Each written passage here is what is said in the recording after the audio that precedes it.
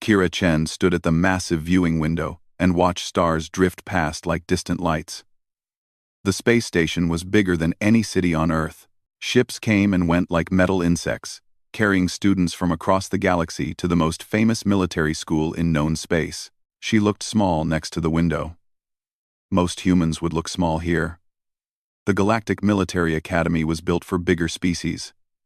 The hallways stretched high above her head. The doors were wide enough for creatures with 4 arms or thick shells. Even the smallest alien students towered over her. But Kira did not feel small.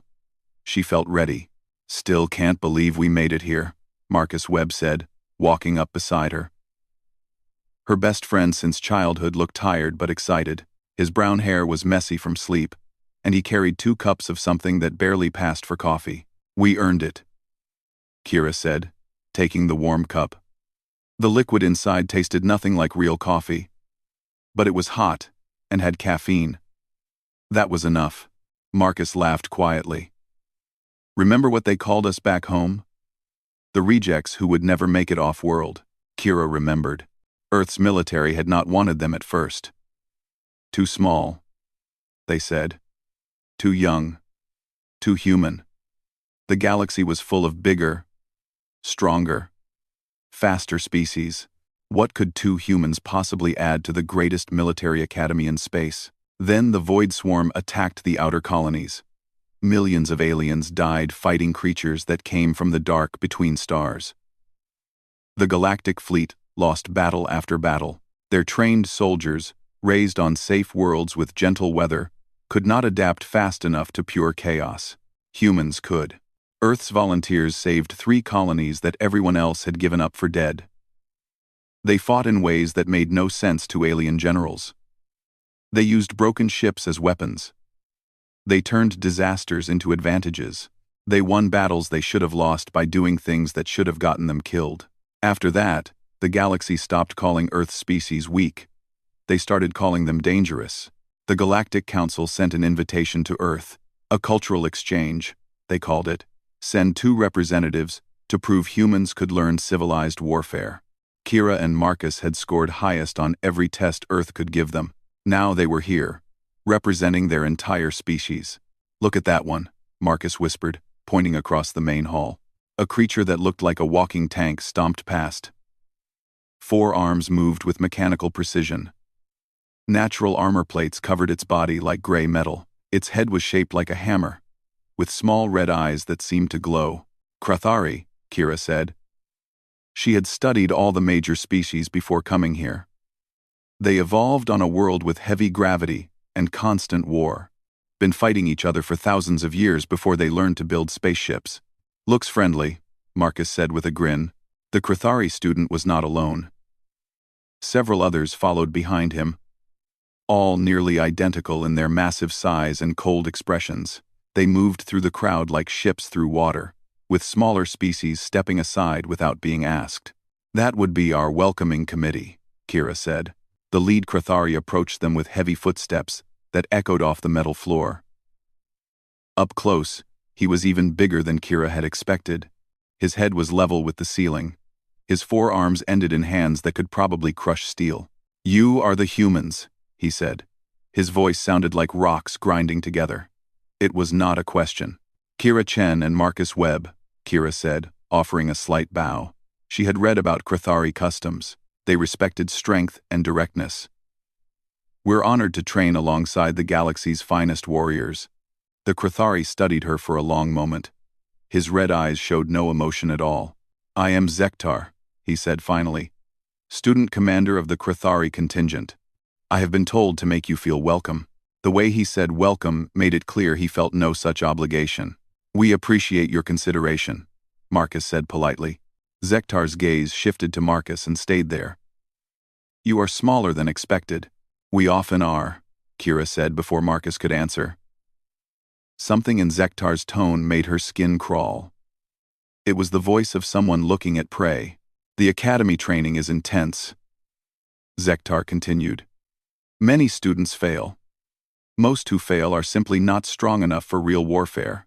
Perhaps you should consider academic programs instead." "We'll manage," Kira said. "We shall see."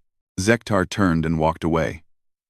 His followers went with him, their heavy footsteps fading into the general noise of the station. Marcus let out a breath he had been holding. Well, that went better than I expected. Did it? Kira asked. Before Marcus could answer, another voice spoke behind them. Do not let Zektar concern you too greatly. They turned to see a tall, thin creature with blue skin and large black eyes. It moved with the fluid grace of something that had evolved in water. Multiple small tentacles grew from its head like hair. I am Veltar of the Aquatic Confederation, the being said in a voice like gentle waves. I could not help but overhear. Zektar believes strength is the only measure of worth. His people have forgotten that intelligence and adaptability matter more than size. Thank you, Kira said. We're still learning how things work here. A wise attitude. The Academy teaches many fighting styles, but the Krathari prefer direct confrontation. They see your size as weakness because it would be weakness in their culture. Veltar's large eyes seemed to shimmer with thought. But you are not Krathari. You are human. That may be quite different. Different how? Marcus asked. I have read the reports from the Void Swarm conflicts, Veltar said quietly. Your species does not fight the way others do. You adapt. You survive. You find ways to win that others never consider. The Krathari respect only the kind of strength they understand. Veltar began to move away, then paused. Be careful during combat training, the aquatic being said. Accidents happen frequently when students try to prove points about strength. With that warning, Veltar flowed away into the crowd like water finding its level. Marcus and Kira stood alone by the great window again. Outside, the stars continued their eternal dance, indifferent to the small dramas playing out in the metal corridors of the Academy. Think we're in over our heads? Marcus asked. Kira smiled, but there was something cold in her dark eyes. Something that came from growing up on a world where everything wanted to kill you, and only the smartest and most ruthless survived to see another day. Marcus, she said softly, I don't think they know what they're dealing with. Around them, the Academy buzzed with activity. Students from 100 worlds prepared for training that would turn them into the galaxy's next generation of warriors. None of them realized that two predators from Earth were already hunting. 3 weeks at the Galactic Military Academy taught Kira and Marcus many things. They learned that alien food tasted terrible but provided nutrition. They learned that gravity generators made some areas feel heavy, while others felt light as air. They learned that most species considered Earth humans to be curiosities at best and weaknesses at worst. Most importantly, they learned that Commander Thexvor hated them. The Krathari officer stood 3 meters tall and commanded respect through fear. His forearms moved independently, each one strong enough to crush bones. Scars covered his natural armor like medals of honor. He had fought in real wars while most students still learned basic tactics. Combat training begins today, Commander Thexvor announced to the assembled students. His voice carried across the massive training hall without electronic amplification. You will work in pairs. You will use stun weapons and energy shields. You will fight until one cannot continue. Kira watched from the back of the group. Around her, students from dozens of worlds prepared their equipment. The Vex Tai checked their natural shell plates. The Aquatic Confederation members adjusted their breathing apparatus. Everyone looked ready except for one detail. No one wanted to be paired with the humans. Chen and Webb, Commander Thexvor called out. You will observe today. Learn how real warriors fight before you embarrass yourselves. Marcus started to step forward. But Kira caught his arm. She had seen that look in the commander's eyes before. It was the same look predators wore when they played with wounded prey. The first matches were brutal by Academy standards. Students struck each other with stun weapons that could drop a grown Krathari. Energy shields sparked and failed under repeated hits. Several fighters collapsed and had to be carried to medical stations.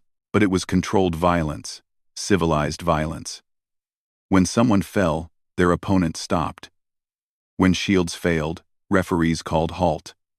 When blood was drawn, medics rushed forward. Kira had seen real violence on Earth. This felt like children playing war games. Boring. Marcus whispered beside her. Predictable, she agreed. Commander Thexvor's hearing was better than they expected. His massive head turned toward them, red eyes burning with anger. You find this amusing? Humans? The entire training hall went quiet. Dozens of alien students stopped their practice matches to watch. No, sir, Kira said carefully. We're learning a great deal. Are you? Perhaps you believe you could do better? We'd be honored to try, sir. Commander Thexvor's mouth split into something that might have been a smile on a creature with lips. On a Krathari, it looked like a predator baring its teeth. Zektar, the commander called. The student commander approached with confident steps. Even among his own people, Zektar was large. His 4 arms moved with practiced coordination, and fresh scars on his armor showed recent combat experience. Yes, Commander?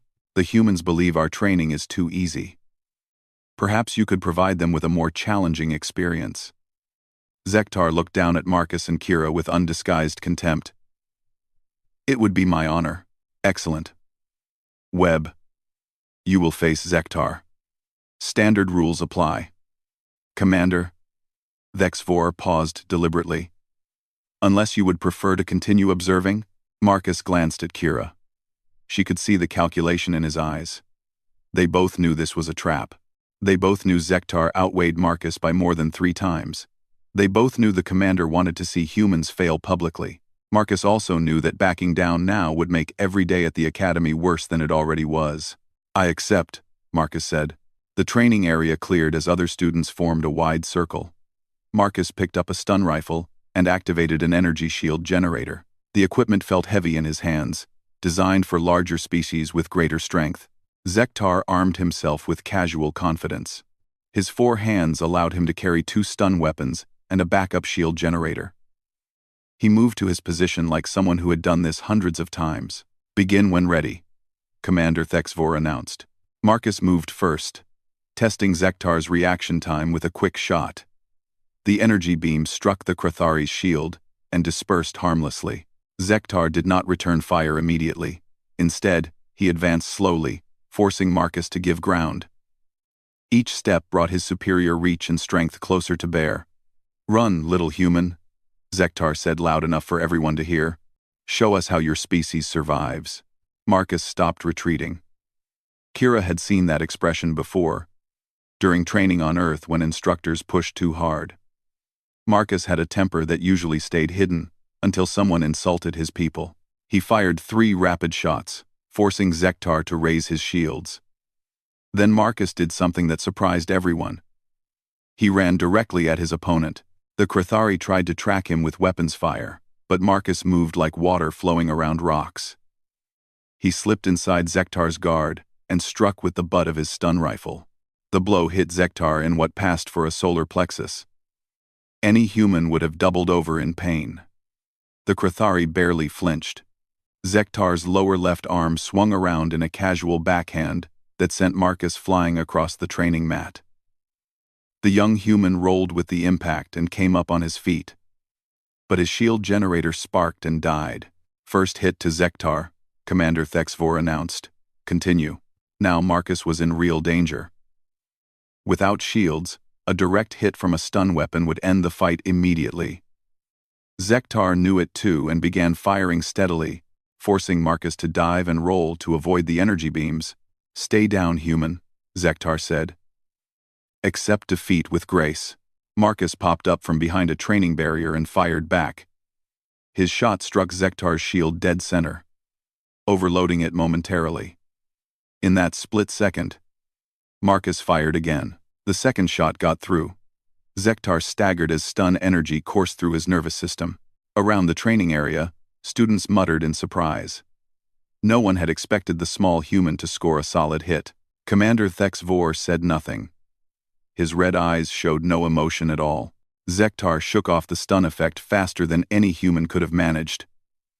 When he looked at Marcus again, the casual contempt was gone. In its place was something much more dangerous: cold anger. Lucky shot, Zektar said. He raised his rifle and fired. Marcus dove sideways, but the energy beam clipped his shoulder and sent him tumbling. He tried to get up, stumbled, and fell again. Match point to Zektar, Commander Thexvor announced. The contest is over. But Zektar was still advancing. His rifle remained aimed at Marcus, who struggled to stand. I said the match is over, the commander repeated. The human is still moving, Zektar said without lowering his weapon. On my world, enemies who can still fight are still dangerous. Kira felt ice forming in her stomach. Around the training area, other students watched with growing unease. This was going beyond academy rules.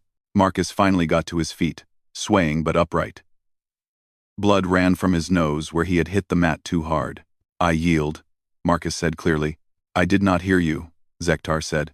He fired again. Marcus tried to dodge, but his injured shoulder slowed him down. The stun beam caught him full in the chest and dropped him like a stone. Match over, Commander Thexvor called, but his voice lacked conviction. Zektar walked over to where Marcus lay unconscious. The Krathari student looked down at the motionless human for a long moment. Then he raised his foot. Wait, Kira said. Everyone turned toward her, but she was not looking at them. Her dark eyes were fixed on Zektar with the intensity of a laser targeting system. The match is over, she said quietly. So it is, Zektar agreed. Then his foot came down. The stomp was designed to break bones. Zektar's natural armor plates and enormous strength focused on Marcus's left leg just below the knee. Even unconscious, Marcus screamed. The sound of breaking bone echoed through the training hall like a gunshot. Medical emergency, Commander Thexvor finally called, but he did not sound urgent. Medics, to Training Area 7. Alien medical personnel rushed forward with stretchers and equipment.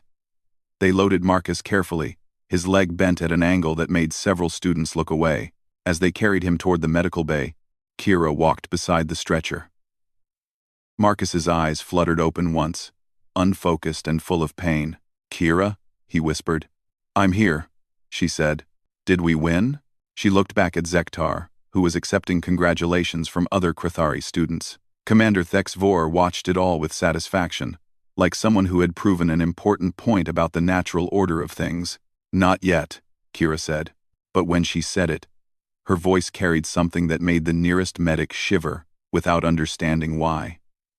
Something that spoke of dark promises and patient hunger. The Deathworld girl had just decided that the games were over.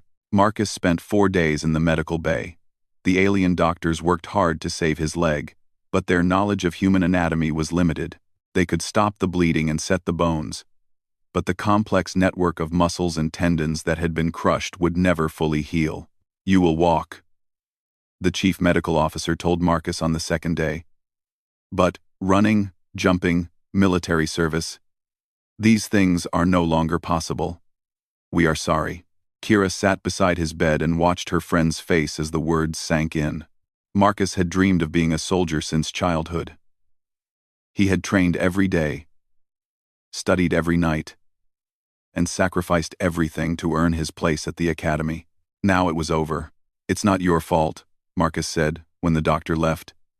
His voice was quiet but steady. I knew the risks when I stepped into that ring. Did you? Kira asked. What do you mean? Did you know that Zektar would keep attacking after you surrendered? Did you know that Commander Thexvor would let him? Marcus was quiet for a long moment. Through the medical bay's windows, they could see other students moving between classes. Life at the academy continued, as if nothing had happened. No, he said finally. I thought there would be rules. Honor. Basic decency. So did I.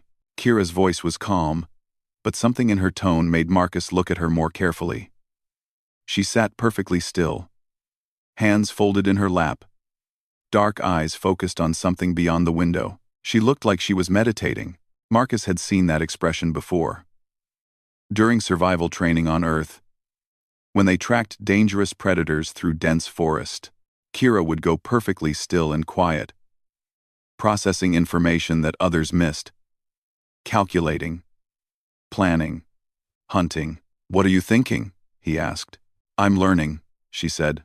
Over the next 3 days, Kira spent hours in the academy's computer systems. She told everyone she was researching treatment options for Marcus's injury. In reality, she was studying something much more important: her prey. She learned that Krathari society valued strength above all else. Warriors who lost limbs in battle were forced to retire in shame. Warriors who lost limbs to species they considered inferior became something worse than disgraced. They became untouchable. Outcasts who could never return home. She learned that Commander HFY had private training sessions every evening in Holodeck 7. He practiced alone, refining combat techniques that had made him famous across Krathari space. The sessions lasted exactly 2 hours, and followed the same routine every night. She learned that the Academy's security systems had blind spots. Service corridors that were too small for most species to use. Maintenance shafts that connected different levels of the station. Areas where a small, quiet person could move without being detected. She also learned about human anatomy. Specifically, she learned where Krathari nerve clusters were located, how their four-armed physiology created both advantages and weaknesses, what kind of damage would disable them permanently without causing death. Death would be too merciful. "You're scaring the other students," Marcus said on his final day in medical. "Am I?" "Veltar came to see me yesterday. Said you've been asking very specific questions about Krathari biology.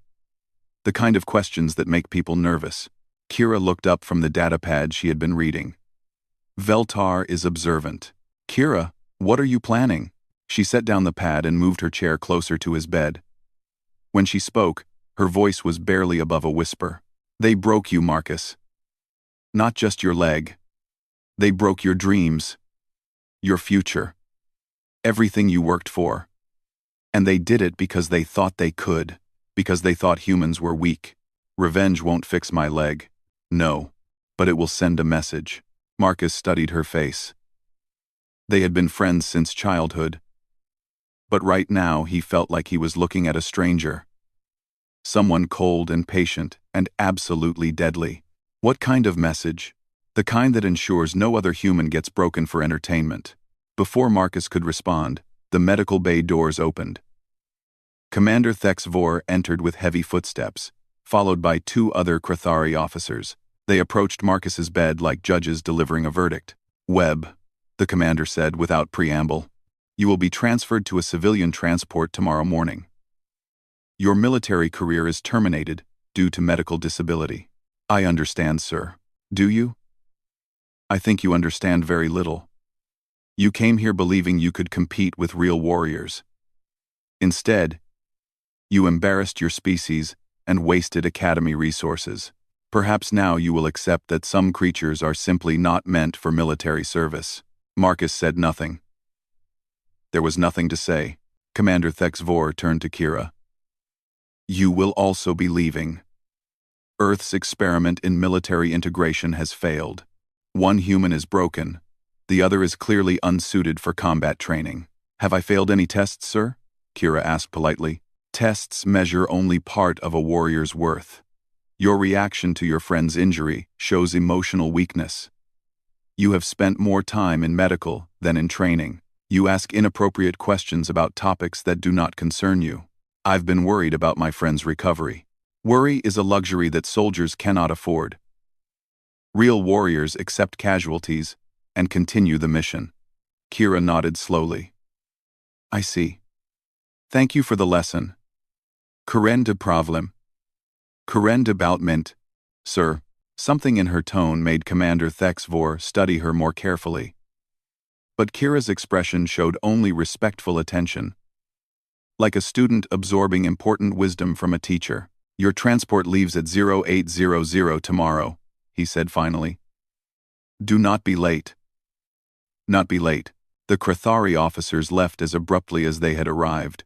Marcus and Kira sat in silence for several minutes, listening to the quiet sounds of the medical bay.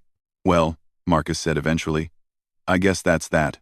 "Yes," Kira agreed. "I guess it is." But she was smiling slightly, and Marcus felt a chill run down his spine. That evening, Kira helped Marcus pack his few belongings. They worked mostly in silence, both lost in their own thoughts. Other students stopped by to say goodbye, including Veltar and several others who had shown kindness during their stay. "I am sorry your time here ended so poorly," Veltar said. Your species shows promise. Perhaps future exchanges will be more successful. Perhaps, Kira said. After everyone left, Marcus tried one more time. Promise me you won't do anything stupid. I promise. Kira, I'm serious. Whatever you're planning, it's not worth throwing your life away. She looked at him with genuine affection. Marcus, you're my best friend. You're the closest thing to family I have. Someone hurt you badly, and then laughed about it. So I'm from Earth. We don't forgive things like that. She kissed his forehead gently, like a sister saying goodnight to a beloved brother. Get some sleep, she said. We have a long trip home tomorrow. Marcus watched her leave the medical bay with growing unease. He knew Kira better than anyone, and he recognized the signs. She had made a decision. She had a plan, and nothing he could say would change her mind.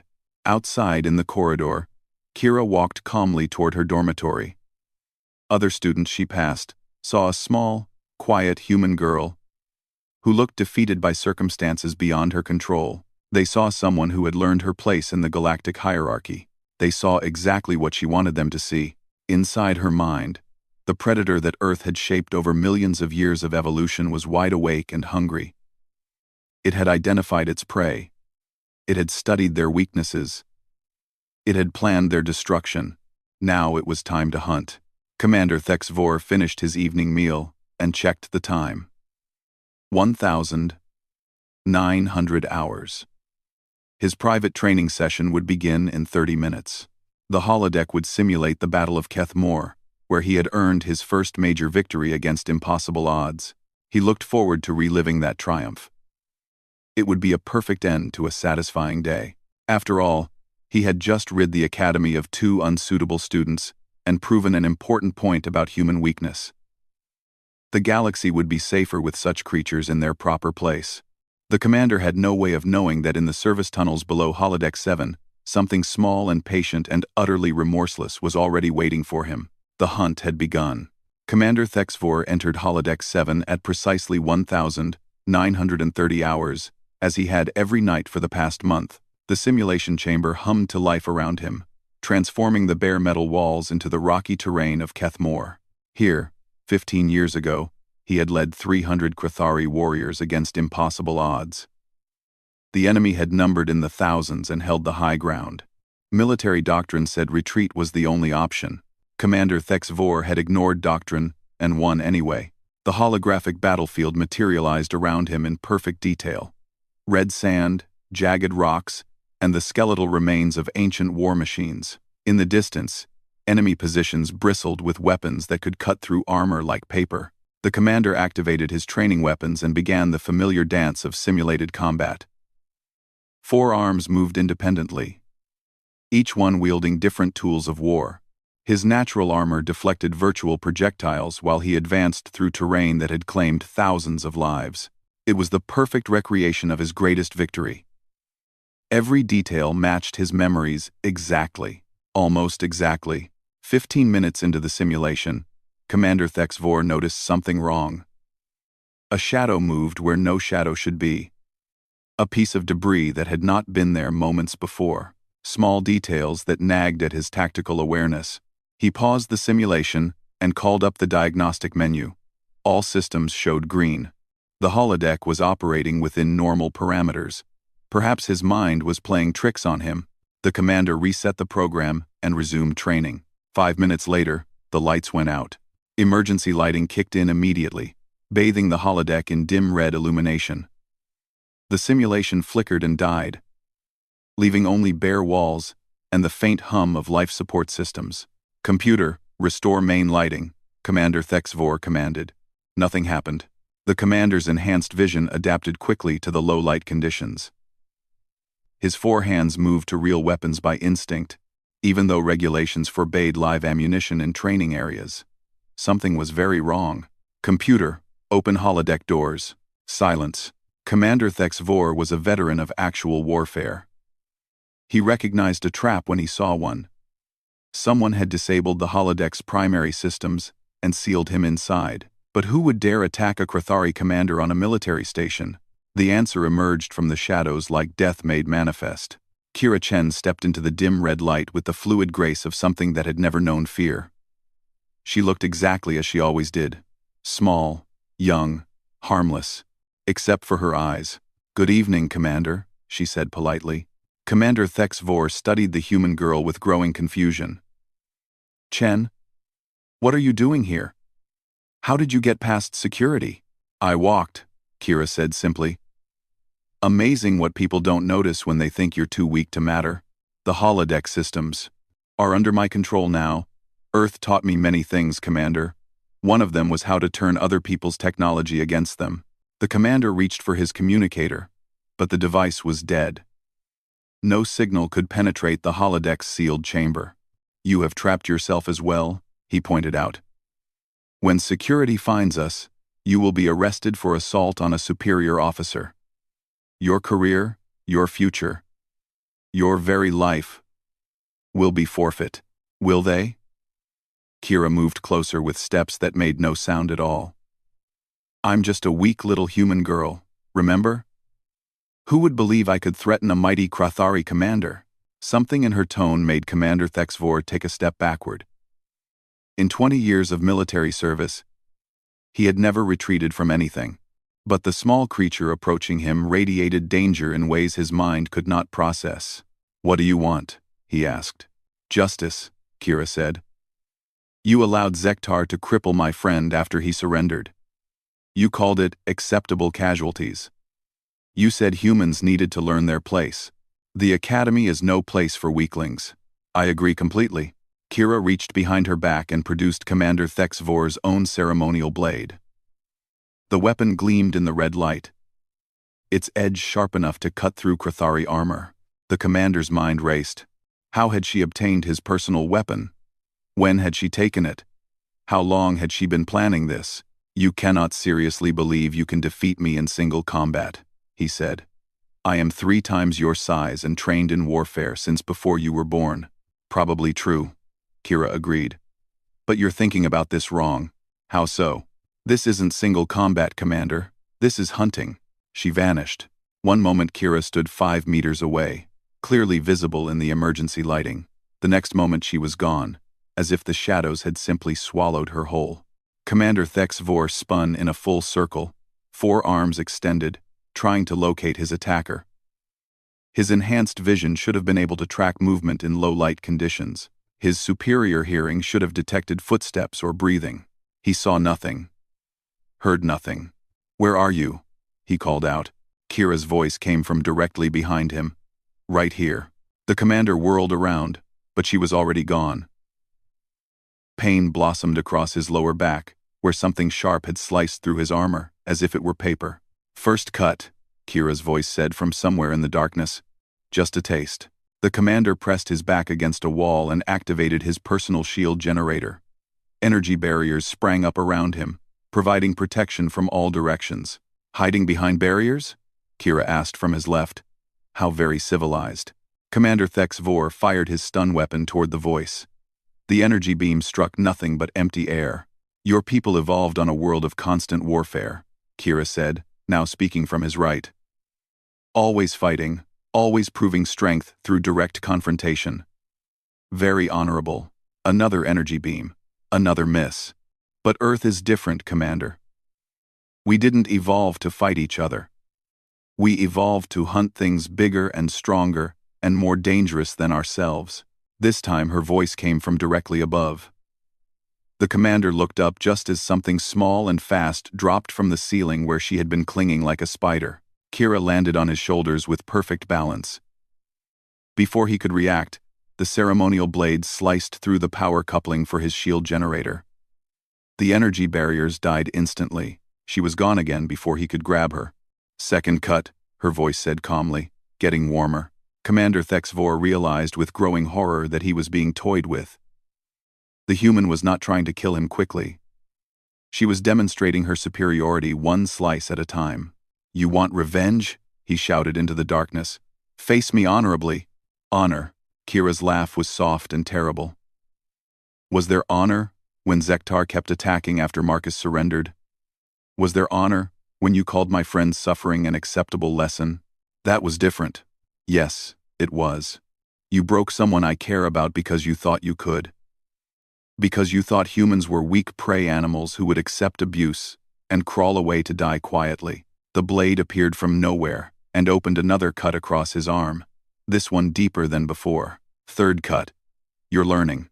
Commander Thex Vor was a veteran of countless battles, but he had never faced anything like this. The human moved through the shadows like smoke. She struck without warning and vanished before counterattack was possible. Every cut was precisely placed to cause pain without causing death. She was playing with him. What do you want? He demanded. I told you, Justice. I will transfer you to Earth immediately. Marcus will receive full medical benefits. The Academy will issue a formal apology. Too late for apologies, Commander. The fourth cut opened across his leg, and this time Commander Thex Vor recognized the pattern. She was working her way towards specific nerve clusters. Methodically, systematically, professionally. You studied Krothari anatomy, he said with dawning understanding, very carefully. Did you know that your primary arms connect to your central nervous system through a single nerve bundle at the shoulder? Remarkable design. Very efficient. You cannot be serious. I warned you once that humans might be different than you expected. You chose not to listen. The fifth cut was deeper than the others, and Commander Thex Vor felt numbness spreading through his upper right arm. The blade had found exactly what it was looking for. Stop, he said. No, please. Kira's voice came from directly in front of him now, close enough to touch. When Marcus was lying unconscious and helpless. Did you stop Zektar? When my friend begged for mercy, did you show compassion? When he surrendered honorably, did you enforce the rules? Commander Thex Vor could see her now, a small figure in the red light. The ceremonial blade gleamed in her hand like captured starlight. I made a mistake, he said. Yes, you did. The final cut was swift and surgically precise. The blade sliced through the main nerve cluster connecting Commander Thex Vor's primary right arm to his body. The limb went completely dead, hanging useless at his side. The commander fell to his knees, not from pain but from shock. His arm had been severed as cleanly as if it had been removed by medical laser. But the wound was cauterized. He would not die from blood loss. He would live to face the consequences of what he had lost. Krothari who lose limbs to inferior species become untouchable, Kira said calmly. They can never return home. They can never hold rank. They become living reminders that strength alone is not enough. She walked over to where the severed arm had fallen and picked it up with both hands. This is my message to the galaxy. Humans are not prey animals. We are not weaklings to be broken for entertainment. We are apex predators from a death world, and we protect our own. Commander Thex Vor knelt in the red light, cradling his ruined shoulder. For the first time in his adult life, he felt truly afraid. What happens now? He whispered. Kira looked down at him with something that might have been pity. Now you learn what it feels like to be helpless, she said. The holodeck doors opened with a soft hiss, revealing a crowd of security personnel who had been trying to break in for the past 10 minutes. They found Commander Thex Vor kneeling in a pool of his own blood, and a small human girl sitting calmly beside his severed arm. Medical emergency, Kira said politely. I think the commander has had an accident. The emergency alarms had been sounding for 30 minutes when Academy Director Venthak arrived at Holodeck 7. The tall, elegant being moved through the chaos with the calm authority that had made her the most respected educator in galactic space. She found medical teams working frantically over Commander Thex Vor while security officers tried to understand what had happened. The Krothari officer was conscious but in severe shock.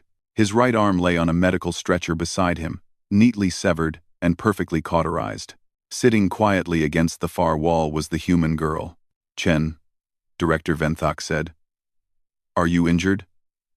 No, ma'am, Kira replied politely. I'm perfectly fine. Can you tell me what happened here? Commander Thex Vor had an accident during training. I tried to help, but my medical knowledge is limited. The director studied the small human with her large, wise eyes. Venthak had lived for 2 centuries and led the academy for 50 years. She had seen every kind of student pass through these halls. She recognized lies, truth, and the dangerous space between them. Security cameras show you entering the service tunnels 2 hours ago, she said carefully. They also show you with Commander Thexvor's ceremonial blade. I found it near his body. I thought it might be evidence. Evidence of what? An accident. Director Venthok looked at the severed arm, then at the precise wound that had removed it. In 50 years of military education, she had never seen anything like it. The cut was too clean, too surgical. It spoke of knowledge, planning, and skill that no academy student should possess. Miss Chen, she said quietly, you understand that these events will have serious consequences? Yes, ma'am, I expect they will.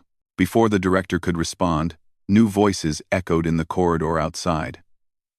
Heavy footsteps approached, accompanied by the distinctive sound of Krathari armor. Zektar entered the holodeck with 3 other Krathari students. They stopped when they saw their commander's condition, and their red eyes filled with a rage that made the air itself feel dangerous. Human, Zektar growled. You will answer for this. Will I? Kira asked calmly. Our commander lies broken because of your treachery. Krathari honor demands satisfaction. Your commander lies broken because he forgot that prey animals sometimes bite back. The words hit Zektar like physical blows. His forearms trembled with barely controlled fury. Director, he said without taking his eyes off Kira, I demand the right of combat justice. This creature has dishonored our people. Only blood can restore balance. Director Venthak stepped between them before violence could erupt. There will be no combat justice aboard this station. Miss Chen will face proper legal proceedings. Legal proceedings? Zektar's laugh was harsh and bitter. What court will convict her? Look at them both. Who would believe this small creature could defeat a Krathari commander in single combat? It was a good point, and everyone knew it. Kira stood barely chest-high to most galactic species. She looked like someone who needed protection, not someone capable of precise surgical violence. The evidence speaks for itself, Director Venthak said. Does it? Or will they call this an unfortunate training accident? A malfunction of holodeck safety systems? A tragic coincidence that occurred while the human happened to be nearby? Zektar's red eyes burned with understanding. She planned this perfectly. She knew exactly how it would look. She knew no one would believe the truth. Lime. Wime. What truth is that? Kira asked innocently. That humans are not the weak creatures we believed them to be. That Earth has sent predators among us disguised as prey. Silence fell over the holodeck. Medical teams continued their work, but everyone else stood frozen by the weight of Zektar's words. Director Venthok looked at Kira with new understanding. Is that what happened here? Did Earth send you as some kind of weapon? Earth sent 2 young people who wanted to learn from the galaxy's finest military academy, Kira said. We came here with respect and hope. We believed in honor, rules, and fair treatment. She gestured toward the medical teams working over Commander Thexvor. This is what we learned instead. So you took revenge. I protected my family. On Earth, that's what apex predators do. The words hung in the air like a challenge. Around the holodeck, alien students who had gathered to watch began to understand something that would change their view of humans forever. They were not looking at a victim who had gotten lucky. They were looking at something that had evolved to hunt things bigger and stronger than itself, something that had been patient enough to study its prey, intelligent enough to plan their downfall, and ruthless enough to execute that plan perfectly. The transport to Earth leaves in 2 hours, Director Venthok said finally. Miss Chen, you will be on it. Yes, ma'am. This incident will be reported to the Galactic Council. There will be consequences for Earth's membership status. I understand. But Kira did not look concerned about consequences. She looked like someone who had accomplished exactly what they set out to do. Marcus was waiting in the transport bay when Kira arrived with her single bag of belongings. He sat in a mobility chair that the Academy had provided, his injured leg elevated and wrapped in healing bandages. I heard what happened, he said quietly. Did you? The whole station is talking about it. They're calling it the most precise surgical strike in Academy history. Kira sat down beside his chair and looked out at the stars visible through the transport's windows. How do you feel? About what you did? Or about leaving? Both. Marcus considered the question carefully. I feel like justice was served. And I feel like we accomplished something important, even if it wasn't what we originally came here to do. What did we accomplish? We taught them that humans are not victims. That Earth is not full of weak creatures waiting to be exploited. That our species protects its own, no matter the cost. The transport ship arrived with a soft vibration through the deck plates. Through the bay windows, they could see Earth's distinctive blue and white colors growing larger as they approached home. Think they'll invite more humans to the academy? Marcus asked. Eventually, Kira said. But next time, they'll treat them with more respect. How can you be sure? Because every species in the galaxy will hear this story. They'll learn that the small human girl took down a decorated Krathari commander to avenge her injured friend. They'll remember that we keep our promises, especially the dangerous ones. As their transport entered Earth's atmosphere, news feeds across galactic space carried reports of the incident at the military academy. The official story called it a training accident. Unofficial stories told a different tale. They spoke of a Deathworld species that looked harmless but struck with surgical precision. They described humans as creatures who planned their revenge with infinite patience and executed it with terrifying skill. They warned that Earth's people valued loyalty above their own lives and would pay any price to protect their friends. In Krathari space, Commander Thex Vor's disgrace became a cautionary tale about underestimating prey species. His lost arm served as a permanent reminder that strength alone was not enough against intelligence, patience, and absolute determination. Zektar never finished his academy training. The image of his commander, kneeling helplessly beside his own severed limb, had broken something fundamental in the young Krathari's worldview. He could no longer believe in the simple superiority of size and armor. But the most important change occurred in the recruitment offices of a dozen military organizations across known space. Human applications, once dismissed as curiosities, began receiving serious consideration. After all, any species that could produce soldiers like Kira Chen deserved respect. Earth's children had announced their presence to the galaxy in the most direct way possible. They had drawn a line in the sand and dared anyone to cross it. They had proved that humans were not victims, not weaklings, not creatures to be broken for entertainment. They were predators from a death world, and the galaxy would never forget. Kira Chen returned to Earth carrying more than just her friend and their belongings. She carried the knowledge that humanity had passed its first real test among the stars, not through strength or technology, but through something far more dangerous, through the absolute certainty that humans would never, ever allow their family to be hurt without consequences. The Deathworld girl had kept her promise. The universe would remember. And somewhere in the dark spaces between stars, other species began to wonder what else Earth's children might be capable of when properly motivated. They would find out soon enough. Humans were coming to the galaxy, and they were done pretending to be harmless.